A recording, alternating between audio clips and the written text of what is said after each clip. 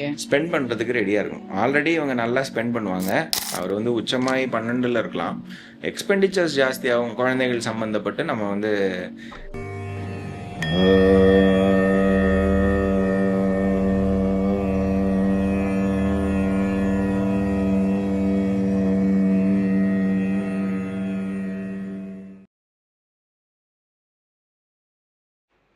Media partner, like and follow. This video is sponsored by Level Up Learning Center.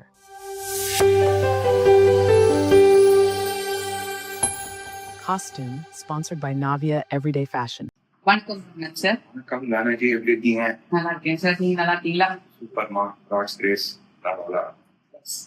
Okay. So நம்ம இந்த November மாசத்துக்கான பலன்களை பார்க்க போறோம்.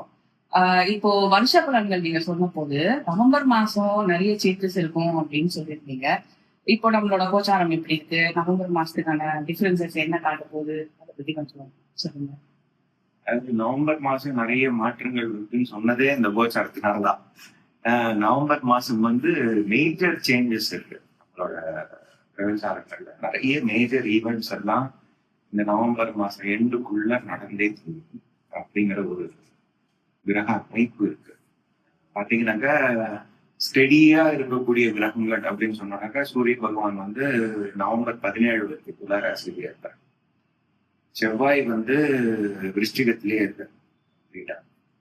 அதே மாதிரி புதனோட மூமெண்ட் வந்து ரொம்ப விசித்திரமா இருக்கும். அவர் அனுஷத்துல விருச்சிகத்துல ஆரம்பிச்சு நவம்பர் 10 வக்ரம் படி மந்த் எண்டுக்கு வரும்பொழுது துளாராசி விசாகத்தை ஒரு கிரகம் வக்ரம். அதே மாதிரி அடுத்தது வந்து நமக்கு வந்து சுக்கிரன் வந்து நமக்கு வந்து 2ஆம் தேதி வந்து துலாத்தி. ஸோ சுக்கிரனுடைய அமைப்பு. அதே மாதிரி நமக்கு வந்து சனீஸ்வரர் பாத்தீங்கன்னாக்கா இத்தனை நாள் வக்கரமா இருந்தவர் நவம்பர் 28ஆம் தேதி வந்து வக்கர நிவர்த்தி ஆறார். நவம்பர் 24ஆம் தேதி பாத்தீங்கன்னாக்கா நமக்கு வந்து ராகு வந்து தன்சாரத்துக்கு வர சதய நட்சத்திரத்துக்கு வர பூரட்டாதி. அதே மாதிரி மேஜர் கிரகமான குரு பகவான் வந்து நமக்கு வந்து நவம்பர் 11ஆம் தேதி கடகத்துல வந்து வக்கரமார். புனர்பூச நட்சத்திரம் தான் வக்கரமார். அவர் வந்து டிசம்பர் 5 தான் வந்து வக்கர நிவர்த்தி ஆவார். அப்போ வந்து இதுக்கு போயிருவார், மிதுனத்துக்கு போயிருவார். கேது வந்து நமக்கு வந்து பூர நட்சத்திரத்திலேயே சென்றார். ஸோ இதுதான் வந்து மேஜர் கிரக அமைப்பு. ஸோ இப்ப பாத்தீங்கன்னாக்கா நவம்பர் 17க்கு அப்புறமா சூரியன் வந்து விருச்சிகத்துக்கு வந்துட்டாருனாக்கா செவ்வாயும் சூரியனும் சேர்ந்து இருக்கக்கூடிய ஒரு சூழல். அந்த விருச்சிக ராசி வந்து ஆக்டிவ் ஆயிரும். எனக்கு சூரிய பகவான் வந்து அப்போ வந்து அது வந்து ஜீவலக்கம். அதற்கு 10ஆம் அதிபதி அப்படின்னு சொல்லும் பொழுது சூரியனை, செவ்வாயும் அங்கேயே இருக்கிறதுனால major decision making changes government related இதுல வந்து கண்டிப்பா. எனக்கு தெரிஞ்ச ட்ரம்ப் வந்து ஒரு மேஜர் பாலிசி எதையாவது ஒன்று பண்ணுவாரு, ஒரு பெரிய பழப்பொழி வரும். எக்கனாமிக் அப்ஸ் அண்ட் டவுன்ஸ் வந்து நவம்பர் 11க்கு அப்புறமா நம்ம எதிர்பார்க்கலாம். எப்போ வந்து குரு பகவான் வக்கரமாகிறதோ புதன் வக்கரமாகிறதோ அப்போ வந்து இந்த trade related things, policy related திங்ஸ்லாம் வந்து நிறைய சேஞ்சஸ் வந்து வரக்கூடிய வாய்ப்பு இருக்கு. அதே மாதிரி சனி பகவான் வந்து வக்ர நிவர்த்தி ஆகிறார். அது வந்து ஒரு பெரிய. ஸோ இப்போ வந்து அந்த இதனால என்னன்னாக்கா 100% சனீஸ்வரருடைய எஃபெக்ட் வந்து அந்த மீனராசி நபர்களுக்கு வர ஆரம்பிக்கும். அதே மாதிரி அவர் பார்க்கக்கூடிய ஸோ அவர் பார்க்கறது வந்து ரிஷபராசியை பார்ப்பாரு, அதே மாதிரி தனுசை பார்ப்பாரு, இதுக்கெல்லாம் அதே மாதிரி கன்னியை பார்ப்பாரு. அவங்களுக்குலாம் அந்த சனீஸ்வரருடைய பர்ஃபெக்ட் எஃபெக்ட் என்னவோ அப்போதுல இருந்து வர. ராகு வந்து சனி பிடிக்கிறது வெளியில வந்துடும். நவம்பர் 24 தன்சாரத்துக்கு வரும் பொழுது அந்த எஃபெக்ட் வக்கரமான கிரகங்கள் எல்லாத்துக்கு மேலேயும் படும். So major priority, major changes அப்படின்னு சொல்லும் பொழுது ராகுனுடைய அமைப்பை பொறுத்து தான் எல்லாம் நடக்கக்கூடிய சூழல் வரும் பொழுது நம்ம மேஜர் சேஞ்சஸ் எக்ஸ்பெக்ட் பண்ணலாம். வார்லைக் சினாரியோவும் எக்ஸ்பெக்ட் பண்ணலாம். இல்ல ட்ரேட் வார் அப்படிங்கிற மாதிரி ஒரு சிச்சுவேஷன்ல எக்கனாமிக் அப்ஸ் அண்ட் டவுன்ஸ் வந்து வரக்கூடிய வாய்ப்பு. மார்க்கெட்ஸ் எல்லாம் கொஞ்சம் அப்ஸ் அண்ட் டவுன்ஸ் ஆகக்கூடிய வாய்ப்பு. இதெல்லாம் வந்து இந்த காலத்துக்குரிய இம்பார்ட்டன்டான விஷயம். சிம்ம ராசிக்கான நவம்பர் மாச பலன்கள் பற்றி பார்க்கலாம் சார். சிம்ம ராசிக்காரர்களுக்கு நவம்பர் 17க்கு அப்புறமா நிவர்த்தி. நவம்பர் 17க்கு அப்புறமா நமக்கு வந்து சூரிய பகவான் வந்து நீச்சத்தை தாண்டி விருச்சிகத்துக்கு வந்துடுவார். செவ்வாயோட சேர்ந்து இருக்கக்கூடிய ஒரு காலம் வந்து நல்லாயிருக்கும். ஸோ இந்த 17ஆம் தேதி வரைக்கும் இருக்கக்கூடிய காலத்துலேயும் நமக்கு வந்து மெயினாக நவம்பர் 2க்கு அப்புறமா எப்போ சுக்கிரன் வராரோ கொஞ்சம் ஒரு நெருடல் அப்ஸ் அண்ட் டவுன்ஸ் இருக்கிறதுக்குரிய ஒரு வாய்ப்பு இருக்குது. அதுவும் மெயினாக வந்து இளைய சகோதரர்கள் சகோதரிகள், எம்ப்ளாயீஸு, பாலிய சிநேகிதர்கள் இவங்க கூடலாம் ஒரு கம்யூனிகேஷன் கேப்போ ஒரு நெருடல்கள் வர்றதுக்குரிய ஒரு வாய்ப்பு இருக்குது. அதுக்கப்புறமா அது செட்டில் ஆகிடும். தாயாரினுடைய ஆரோக்கியம் பெட்டர் ஆகிடும். புது ப்ராப்பர்ட்டி வாங்கிறதுக்குரிய ஒரு அமைப்பு நல்லாவே இருக்குது. இந்த சமயத்தில் சுப எக்ஸ்பெண்டிச்சர்ஸ் இவங்களுக்கு இருக்குது. நவம்பர் 24க்கு அப்புறமா நம்ம வந்து இவங்களுக்கு வந்து ஒரு நவம்பர் 24லேருந்து 28க்குள்ளே வந்து ஒரு மேட்ச் அமையறதுக்குரிய ஒரு வாய்ப்பு இருக்குது. கல்யாணம் ஆகாத நபர்களுக்கு அவங்களுக்கு வந்து அமையறதுக்குரிய ஒரு வாய்ப்பு இருக்குது. அதே மாதிரி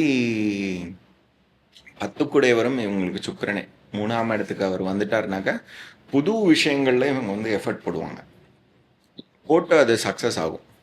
ஆனால் இனிஷியலாக அது சக்ஸஸ் ஆகிறதுக்குரிய அமைப்பெல்லாம் இருக்குது. கம்யூனிகேஷன் மட்டும் இங்கேயும் அங்கேயும் இங்கேயும் அங்கேயோங்கிற ஒரு அமைப்பும் இருக்குது.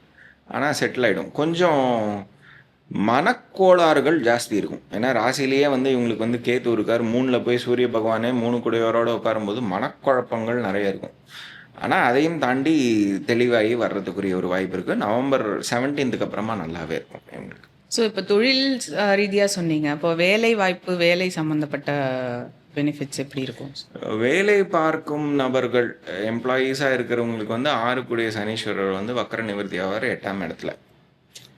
ஸோ அந்த 8ஆம் இடத்துல வக்ர நிவர்த்தி ஆகும்பொழுது கொஞ்சம் அப்ஸ் அண்ட் டவுன்ஸ் இருக்க தான் செய்யும்.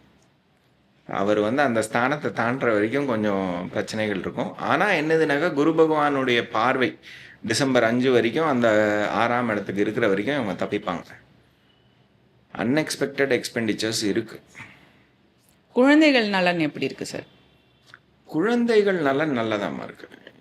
ஒரு பிரச்சனையும் கிடையாது. 5க்குடையவர் நல்லா தானே இருக்கார். அவர் வந்து உச்சமாகி 12ல் இருக்கலாம்.